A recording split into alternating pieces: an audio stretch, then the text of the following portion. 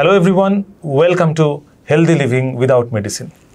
আজকে আমরা আলোচনা করব ঘুম এবং অবসাদ, এই দুটোর মধ্যে একটা রিলেশনশিপ রয়েছে, সেইটা আজকে আমরা বিভিন্ন ভাবে আপনাদের সামনে আলোচনায় নিয়ে আসব।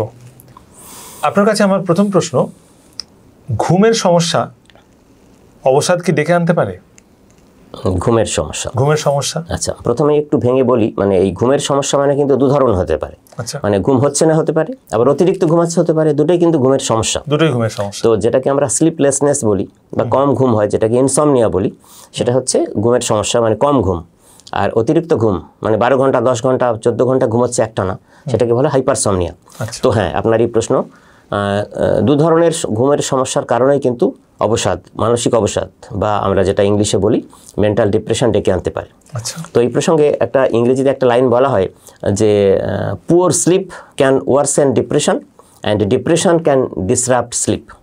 মানে দুটোই হতে পারে, ভাইস ভার্সা। মানে যদি ঘুমের কোয়ালিটি ঠিক না হয়, ঘুম ঠিকঠাক না হয়, ওই পুয়ার স্লিপ, তাহলে কিন্তু অবসাদ কিন্তু আরও বাড়তে পারে, সারার পরিবর্তে আরও বাড়তে পারে, কমার পরিবর্তে।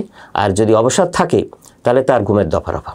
অবসাদগ্রস্ত রোগীরা, অবসাদের পেশেন্টরা আমাদের কাছে যারা আসেন, তাদের কিন্তু প্রাইমারি সিমটম হিসেবে কিন্তু এই ঘুম না হওয়ার সমস্যা কিন্তু প্রবলভাবে থাকে। মানে দিনের পর দিন, রাতের পর রাত তারা বিছানায় ছটফট করতে করতে রাত কাটান, নির্ঘুম রাত কাটান। তো আপনি প্রশ্ন করলেন যে ঘুমের সমস্যা থেকে ডিপ্রেশন, একদমই খুব সহজ। একটু ইন্টারাপ্ট করছি, তাহলে আপনি যেটা বললেন আর কি, আমি দর্শক বন্ধুদের উদ্দেশ্যে সেটাই আরেকবার বলতে চাইছি। সেটা হচ্ছে যে ঘুম যদি কম হয় বা ঘুম যদি না হয় ভালো মতো, মানে যতটা হওয়ার কথা ততটা যদি না হয়, তাহলে ডিপ্রেশন হতে পারে। আবার এক্ষেত্রে আপনি আবার একটা কথা বললেন যে যদি কেউ বেশি করে ডিপ্রেসড হয়ে যান, কেউ যদি ডিপ্রেশনের শিকার হন, সেও কিন্তু ঘুমের সমস্যার শিকার হতে পারে। আবার মানে ডিপ্রেশনের সঙ্গে স্লিপ অঙ্গাঙ্গিভাবে জড়িত। মানে ঘুমের সমস্যা থাকলে ডিপ্রেশন হতে পারে, ডিপ্রেশনের সমস্যা থাকলে ঘুমের সমস্যা হতে পারে। আবার এখানে ঘুমের সমস্যাকে আপনি দুভাগে ভাগ করলেন। যদি ঘুম কম হয় তাহলেও ডিপ্রেশন আসতে পারে, ঘুম যদি বেশি হয় তাহলেও ডিপ্রেশন আসতে পারে। মেকানিজমও বলবো। হ্যাঁ, এটা একটু বিস্তারিত বলুন আমাদেরকে। আচ্ছা, এই যেটা প্রথমে বললাম না যে স্লিপ ডিপ্রাইভেশন ওর সেন্স সিমটমস, মানে ডিপ্রেশন সিমটম। আচ্ছা, স্লিপ কম হলে কি হয়? তো আমরা এটা জানি যে আমাদের যদি ঘুম কম হয় না, তাহলে আমাদের ব্রেন ফাংশনটা আর নর্মালভাবে থাকে না। আচ্ছা, এবং তখন আমাদের মুড কিন্তু রেগুলেশন থাকে না। আর ঘুম কম হলে পরের দিন আপনি যদি কোনো পড়াশোনার কাজকর্ম করতে বসেন, শুধু তো ছাত্রছাত্রী না, যারা কর্মজীবী, যারা ব্যস্ত বিজনেসম্যান, ওয়ার্কিং প্রফেশনালস, সবাইকে তো সকালবেলা অফিসে বেরোনোর আগে অনেক কাজ করতে হয়। তো দেখবেন মনোসংযোগ করতে পারছেন না। এবং ইমোশনাল রেসিলিয়েন্স, যেটা স্থিতিস্থাপকতা বলি, ইমোশনটা রেগুলেশন রাখে না। ঘুমটা ঠিকমতো না হলে দেখবেন এই সমস্যাগুলো সবার হয়। এবং সেটা যদি এরকম পর্যায়ে যায়, যেটাকে আমরা বলি ক্রনিক স্লিপ ডিপ্রাইভেশন, মানে অনেক দিন ধরে তার খুব ভালো করে ঘুম হচ্ছে না, তখন ইরিটেশন শুরু হয়, ইরিটেবিলিটি শুরু হয়, মন মেজাজ খুব খারাপ থাকে এবং প্রচণ্ড স্যাডনেস থাকে, আর হোপলেস হয়ে যায়। তখন সে ঘুম না হলে মানুষের তো সব রকম প্রবলেম হয়, মানে সিকার্ডিয়ান সাইকেল পুরো চেঞ্জ হতে থাকে। তো এই যে ঘুম না হওয়ার কারণে ইরিটেবিলিটি, স্যাডনেস, হোপলেসনেস, এই যে তিনটে ওয়ার্ড, এগুলো কিসের লক্ষণ? ডিপ্রেশনের লক্ষণ। তাহলে দেখুন ঘুমের কারণে ডিপ্রেশন। আচ্ছা, আবার ধরুন মানে এই যে স্লিপ ডিসঅর্ডারের যে দুটো অ্যাঙ্গেল বললাম, অনেক লোক আছে যারা ইনসমনিয়াটাই ভোগ করে, মানে ঘুমোতেই পারছে না, রাত্রে শুয়ে ছটফট করছে। আবার অনেকে আছে বললাম যে এক্সেসিভ স্লিপের শিকার, সেটা বিভিন্ন রোগের কারণে, ওবেসিটির কারণে এক্সেসিভ স্লিপ অনেকগুলো রোগের ক্ষেত্রে হয়, হাইপারসমনিয়া যেটা বলি। তো এই দুটো কারণে যখন হয়, মানে অনসেটটা এরকমভাবে হয় যে শুধু সিমটম হিসেবে ডিপ্রেশন আসে না, মানে ডিপ্রেশনের ভেতরের যে ট্রিগারিং ফ্যাক্টরগুলো থাকে ডিপ্রেশনকে মানে এক্সাসারবেট করার, বাড়িয়ে দেওয়ার, সেগুলোকেও কিন্তু সমস্যা তৈরি করে। মানে ধরুন আপনার যদি ভালো ঘুম না হয়, তাহলে আপনার পরের দিন আপনার খিদে পাবে না ঠিকভাবে। আচ্ছা, কগনিটিভ ফাংশনগুলো অনেক স্লো হতে শুরু করবে। স্লিপ সাইকেলটা আসলে তো ইররেগুলেট হয়েছে, আর স্লিপ সাইকেল ইররেগুলেট হলে আমাদের যে বডির যে সিকার্ডিয়ান সাইকেল, সেটা কিন্তু আমাদের ব্রেন নিউরোকেমিস্ট্রির মাধ্যমে সেটাও কিন্তু বিকৃত হতে শুরু করে, ইম্পেয়ারমেন্ট হতে শুরু করে, ফলেই তখন ডিপ্রেশন আসে। এবং স্লিপ ডিপ্রাইভেশন মানে ঘুম থেকে যদি কেউ বঞ্চিত থাকে, তাহলে আমাদের যে নিউরো ট্রান্সমিটারগুলো আছে, একদম নির্দিষ্টভাবে আমি নাম বলবো, সেটা হচ্ছে যে সেরোটোনিন, ডোপামিন আর কর্টিজল, এদের সেক্রেশন ব্যাহত হয়। আর এই তিনটে জিনিস ঠিকঠাকভাবে ব্যালেন্স না থাকলে সিক্রেশনে এক্সাসারবেট ডিপ্রেসিভ সিমটমস, ডাইরেক্টলি ডিপ্রেশন ডেকে আনে। এবং আমরা তো মেকানিজম জানি, ডিপ্রেশনের অন্যান্য আলোচনায় আমরা বলেছি যে ডোপামিন সেরোটোনিনের ইমব্যালেন্স থেকে কিন্তু মানসিক অবসাদ আসে। তো ঘুম সরাসরি ডোপামিন সেরোটোনিন সঙ্গে কর্টিজলের ইমব্যালেন্স তৈরি করে, এটা একটা কারণ। আর আরও যেটা বলবো যে কোয়ালিটি স্লিপ তো আমরা সবাই চাই, তবেই না মানে আমাদের ইমোশনাল রেগুলেশন থাকে, আমরা যে নিত্যনৈমিত্তিক যে ডিসিশন মেকিং ক্যাপাসিটি দিনের দিন আমাদের প্রচুর ডিসিশন নিতে হয়, তো সেগুলো করতে পারি, কিন্তু দেখবেন ঘুম ঠিকঠাক না হলে সেগুলো করতে পারছেন না। এবং রেস্টফুল স্লিপ বলে একটা কথা আছে, সেটারও খুব দরকার। অনেকে আছে মানে ঘুমানোর জন্য স্ট্রাগল করতে হয়, নির্দিষ্ট টাইমে যদি ঘুমোতে না যাওয়া যায়, মানে স্লিপ হাইজিন যেটা বলি, স্লিপ ক্যালেন্ডার একদম থাকবে প্রতিদিনের, সেটা যারা মেনটেন করে না।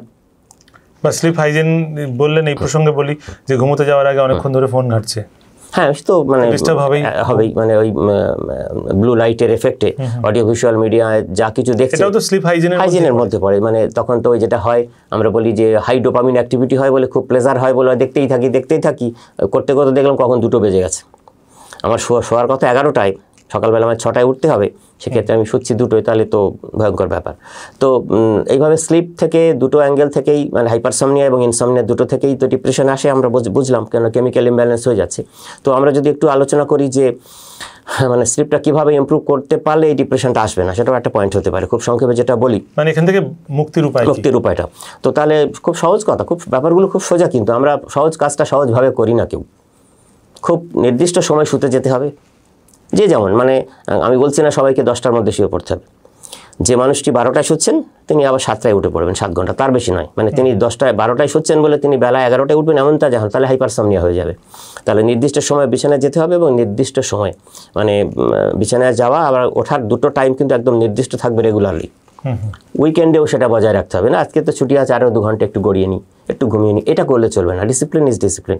তো বডির যে সিকার্ডিয়ান রিদিম সেটা ইমব্যালেন্স হয়ে যাবে যদি সেটা না করা হয়। এবং স্লিপের জন্য একটা কনসিস্টেন্ট রুটিন থাকা উচিত। রুটিনটা থাকলে আমাদের বডির যে ইন্টারনাল ক্লক সেটাকে ঠিকভাবে অ্যাকসেপ্ট করবে এবং ঠিক সময়ে আপনাকে ঘুম পাড়িয়ে দেবে। কারণ সে জানে যে এই সময় শুয়েছে মানে আমাকে অভ্যস্ত, তো বডির তো একটা নিজস্ব মেকানিজম আছে যেটাকে বলা হয় সিকার্ডিয়ান রিদিম। সেই রিদিমেই তখন ঘুমের টাইমে আপনাকে ঘুম পাড়িয়ে দেবে। আবার দেখবেন ঠিক সময় আপনার অ্যালার্ম দিতে হবে না, ভোরবেলায় সকালবেলায় আপনার টাইমে ঘুমটা ভেঙে যাবে। সোজা কথা, লাইফস্টাইলটা ঠিক করতে হবে। আর সঙ্গে যেটা করতে হবে যে স্লিপ ফ্রেন্ডলি এনভায়রনমেন্টও করতে হবে, এটা খুব ইম্পর্টেন্ট। মানে we have to create a sleep friendly environment, সেটা খুব ইম্পর্টেন্ট। কেননা ঘুমানোর যে রুমটা, সেই বেডরুমটা ডার্ক হতে হবে, শান্ত হতে হবে, ঠান্ডা হতে হবে, তাই না? যদি আপনি 100 ওয়াটের একটা লাইট জ্বালিয়ে রাখেন তাহলে তো হতে পারে ডিস্টারবেন্স থাকে। এবং যে কোনো ধরনের ডিস্ট্রাকশনগুলো সরিয়ে দিতে হবে, যেমন ধরুন ফোনটা বিছানা থেকে সরিয়ে রাখতে হবে, বন্ধ করে বা সাইলেন্ট করে। টিভি চালিয়ে রেখে যদি কেউ টিভিতে কিছু চলছে মিউট করে রেখে আপনি বা স্লো সাউন্ডে দিয়ে আপনি ঘুমোতে চেষ্টা করছেন, ওইটা শুনতে শুনতে ঘুমোবো, সেটা কখনো সম্ভব নয়, উচিত নয়। কেননা ব্রাইট লাইট আমাদের চোখের উপরে রিয়াকশন করে ঘুমোতে দেয় না। তো এটা এছাড়া স্লিপ ফ্রেন্ডলি এনভায়রনমেন্টের মধ্যে আরও যেটা পড়ে সেটা আমরা বলি যে একটা কমফোর্টেবল ম্যাট্রেস হতে হবে, সেটা একটু ভালো জিনিস হতে হবে। তো কারণ আমাদের শরীরের সেই ইয়েটা দিতে হবে, মানে যাতে রিল্যাক্সেশনটা এনহ্যান্স করে, তো সেগুলো দিতে হবে। আর আরও যেটা করা যায় স্লিপ ইমপ্রুভ করার জন্য, রিল্যাক্সেশন টেকনিক্স কিছু আমরা যদি প্র্যাকটিস করি, সেটা সকালে উঠে হোক বা ঘুমোতে যাওয়ার আগে, যেমন mindfulness meditation, deep breathing exercise, বা অনেকে আছে যে মহাপুরুষের জীবনী গ্রন্থ পড়েন বা সুদিং মিউজিক, মেডিটেশন মিউজিক শোনেন, সেও হতে পারে, যার যেটা পছন্দের। রেগুলার তো একই কাজ ভালো লাগে না, তো কোনো দিন মেডিটেশন করলেন, মাইন্ডফুলনেস মেডিটেশন করলেন, কোনো একদিন হয়তো 2-1 দিন ডিপ ব্রিদিং করলেন, কোনো দিন একটা সুন্দর ভালো পছন্দের বই পড়লেন, কোনো দিন একটু সুদিং। রেগুলার বেসিসে এক্সারসাইজ করাটা বোধহয় ঘুম তাড়াতাড়ি আনতে, ফিজিক্যাল এক্সারসাইজের কারণে ব্রেনের অক্সিজেন সাপ্লাই বাড়ে, যথারীতি এক্সজশন হয় ফিজিক্যাল, ন্যাচারালি রাত্রে খুব ঘুম ভালো হয়। এটা তো কোনো মানে এটা তো একদম প্রথম শর্ত। আর এই ঘুম ভালো করতে গেলে যেটা করলে নাকি ডিপ্রেশন আর আসবে না, তার আরেকটা জিনিস হচ্ছে যে we have to limit caffeine and alcohol. মানে এই সিগারেট নেশার জিনিস বন্ধ করতে হবে, অ্যালকোহল নেওয়া। আর এখনকার তো এ যুগের নেশার জিনিস হচ্ছে সোশ্যাল মিডিয়া অ্যাডিকশন, তো সেখান থেকেও শতহস্ত দূরে থাকতে হবে। যেটুকু প্রয়োজন ক্রিয়েটিভ, সেটুকুর বাইরে কিন্তু ব্যবহার করা চলবে না, খুব জুডিশিয়াসলি ব্যবহার করতে হবে, দিনে রাতে যখনই হোক না কেন। আর আরেকটা জিনিস করতে পারা যায়, যেটা বলি আমরা we have to avoid napping during the day. দিনের বেলায় ওই অনেক আছে না, বলি আমরা ক্যাট ন্যাপ স্লিপ, মানে এক ফাঁকে একটু 1 ঘন্টা ঘুমিয়ে নিচ্ছে, এটা কখনো করবে, তাহলে রাত্রে ঘুমের দফা রফা। তাহলে দিনের বেলা ঘুম এনকারেজ করা উচিত নয়। এক্ষুনি যেটা আপনি বললেন যে ফিজিক্যাল এক্সারসাইজ, আবার এটাকে আমি হাইলাইট করবো যে we have two exercise physically regularly. মানে ফিজিক্যাল অ্যাক্টিভিটি আমাদের স্লিপ কোয়ালিটি ইমপ্রুভ করে আর সমস্ত ধরনের ডিপ্রেশনের সিমটমকেও রিডিউস করে through blood circulation in the brain, এটা যেমন করে। এবং যদি আমরা বেশি না 30 মিনিট একটা মডারেট এক্সারসাইজ যদি মানুষ সপ্তাহে 5 দিন করতে পারে, তাহলে দেখবেন বেড টাইমে তার যথাসময়ে তার ঘুম চলে আসছে। অবশ্যই। এরপরে সবশেষে বলবো যে যদি এমন মনে হয় যে সব কিছু করার পরেও ঘুমকে নিয়ন্ত্রণে আনা যাচ্ছে না, স্লিপ কোয়ালিটি ইমপ্রুভ করছে না, স্লিপ সাইকেল রেগুলেট করতে পারছেন না, মানে ইনসমনিয়া থেকে বেরোতে পারছেন না, বা কারোর স্লিপ অ্যাপনিয়া বলে একটা রোগ আছে, ঘুমের মধ্যে নাক ডাকার কারণে অনেক মৃত্যু পর্যন্ত হতে পারে, এই ধরনের কোনো স্লিপ রিলেটেড ডিসঅর্ডার আছে, তাহলে তো যথাযথ প্রফেশনালের পরামর্শের জন্য অবশ্যই যেতে হবে। আর এও বলি যে এই যে কগনিটিভ বিহেভিয়ার থেরাপি তো আমরা বারবার বলি অনেক কিছু ম্যানেজ করার জন্য, থট প্রসেস মেনটেন করার জন্য। তো অদ্ভুত একটা প্রসঙ্গ, সেটা হচ্ছে যে cognitive behaviour therapy for insomnia, CBT.I, এটা একটা মানে ইনসমনিয়ার জন্য কগনিটিভ বিহেভিয়ার থেরাপি আছে। খুব যারা এই ফিল্ডে কাজ করেন এক্সপেরিয়েন্সড, তাদের পরামর্শক্রমে যদি এটা মেনে চলা হয় তাহলে কিন্তু খুব তাড়াতাড়ি স্লিপ হ্যাবিট আমাদের রেগুলেট হয়ে যাবে এবং যথারীতি আমরা অবসাদ বা মানসিক অবসাদ বা ক্লিনিক্যাল ডিপ্রেশন থেকে আমরা অনেক দূরে থাকবো সবসময়। অনেক ধন্যবাদ আপনাকে।